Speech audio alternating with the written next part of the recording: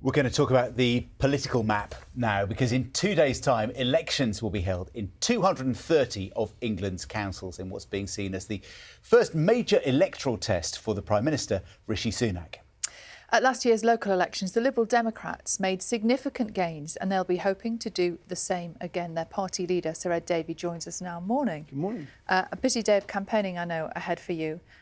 Let's start with what's actually going to happen in the next few minutes. We are expecting, within the next 10 minutes or so, to hear from BP. They're due to announce their first quarter profit. Profits more than doubled in 2022. We know that Labour have suggested a higher windfall tax on oil and gas to help people who are struggling. What would the Lib Dems do?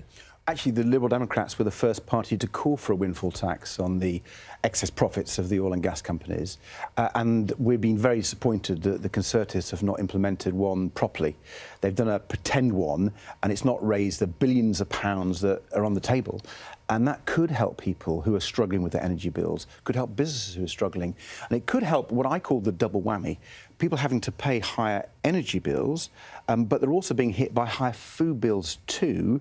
And part of that is caused by the higher energy costs that are hitting farmers, meaning they're producing less, and hitting retailers who are putting up their prices. So it's a double whammy from the oil and gas companies, and the government's failure to tax it and help people is just wrong. The government would say, though, that they are making the oil and gas companies reinvest in the UK. Well, there's a huge amount of investment coming from many, many quarters, not just the oil and gas companies. I think this is just an excuse. They're letting these people off. And it just feels that they're out of touch with what's happening. You know, when I knock on doors and talk to people up and down the country in these local elections, people are really struggling. They're struggling with their energy bills, they're struggling with their food bills in particular. Food prices are going through the roof. And they just want a government that actually understands that and is prepared to take the tough measures to help people. And I think the oil and gas companies like BP, could afford to pay some more. They'd still invest. You talk about food prices. Obviously, that's something that people watching our programme at home are really concerned about. Yeah. And supermarket bills going up and up and up. But just to contradict what you're saying, we've heard from the British Retail Consortium who said that food costs peaked in October 2022 and they expect consumer food prices to start coming down. It's just that there is a delay. Well, we've been hearing this for some time. People have been predicting that prices would start easing, but they've not. And food prices are going up at 20%. That's in the UK. That's amongst the highest in all the industrial world. And people are struggling. We're seeing the profits of Tesco's and Sainsbury's have about 50% share. They've gone up hugely. And so there must be a case for the government taking some action. And we've argued that the Competition and Markets Authority that looks at this sort of thing should do an independent inquiry and should basically look at whether there's been profiteering by the supermarkets. And I think that's the right thing to do. It links actually to what we were saying on energy prices. The government just standing by and letting the oil and gas companies make huge profits and not taxing them. And when there's a clear case of profiteering by the supermarkets, they're doing nothing. And what Liberal Democrats are saying is people deserve a lot better than that. Let's talk about the elections. What are the Liberal Democrats saying which is different from what Labour are saying? Because there's a lot of speculation that, you know, you're ultimately going to do a deal with Labour if it comes to a coalition government in Westminster in the future, and that there's not really that much difference now between the two parties. Oh, listen, there's certainly no deals or pacts, right? Let's be really, really clear. Even at local level? Well, we certainly think this. We're trying to stand as many candidates as possible. I've been really pleased and really proud that we're standing more candidates this election than we have since 2007. But the real key thing for us, and I don't think Labour's saying this, is we need to do a lot more on the health service with respect to carers. So we've argued for a national minimum wage for carers, £2 an hour above the ordinary national minimum wage. And why is that?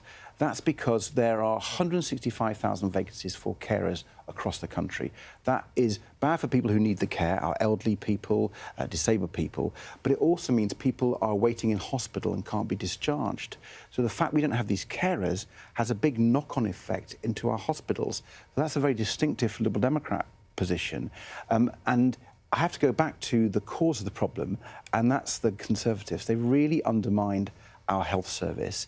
We're now seeing people waiting many, many days to get a GP appointment. We're seeing ambulance delays. You can't get an NHS dentist.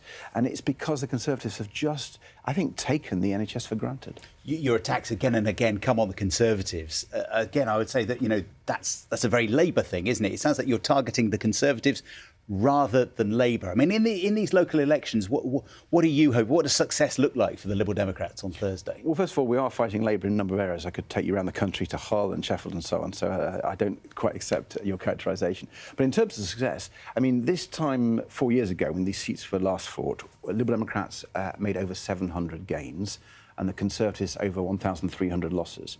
So you would expect it would be difficult for us to make gains. But I'm going to be a bit bold today, be a bit unusual, and I'm going to stick my neck out. I think we can make gains, even though we did so well 4 years ago.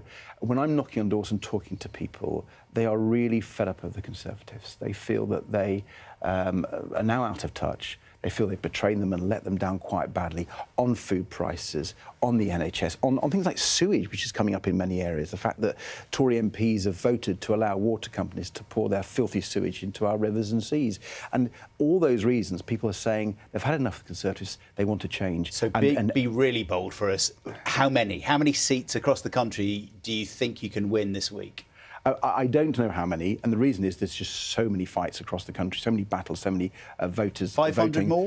What I'm going to say is that I think we can improve on our position last time, make more gains. I think people are looking at the Liberal Democrats afresh now. More gains than last time? More gains than 700? No, I think that would be unlikely, to be honest. But I think we go into these elections very positive. People are not just switching from Conservatives because they're fed up with the Conservatives. They're looking at the Liberal Democrats afresh. They're seeing our policies on the NHS, on the environment, on the cost of living, and they like what they're hearing. And I'm really proud of our campaigners. You know, people see Liberal Democrats at local level being active champions for their community. And these are local elections. If they elect a Liberal Democrat councillor on Thursday, they'll get a champion for their area. Coronation on Saturday. I know that you will be attending. People have been asked to swear their allegiance to the King. Will you be doing that? Of course, absolutely. I know that the Lib Dems in the past have suggested reform of the House of Lords. That's something that you've talked about at great length.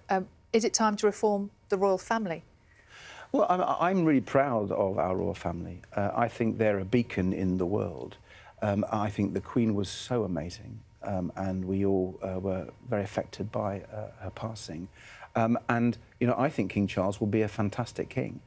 And one of the great thing about our royal family, it does bring people together. It brings the country together. You know, on Thursday we'll fight lots of local elections and we'll have our battles, quite rightly. We're a vibrant democracy and Liberal Democrats will put forward our case. But when those polls have closed, we need the country to come together. And the coronation gives a brilliant example of that, as does our monarchy. A slimmed down monarchy? Well, I always think we can get better value for money for the taxpayer. But I mean, to be fair to King Charles, he's made sure this coronation has been slimmed down. Sir Ed Davey, thank you very much indeed for coming in. You might see Sir Keir Starmer on your way out because he's coming to join us in half an hour's time. So you might have a chat. Thank you very much indeed for joining us. Thank you here. very much indeed.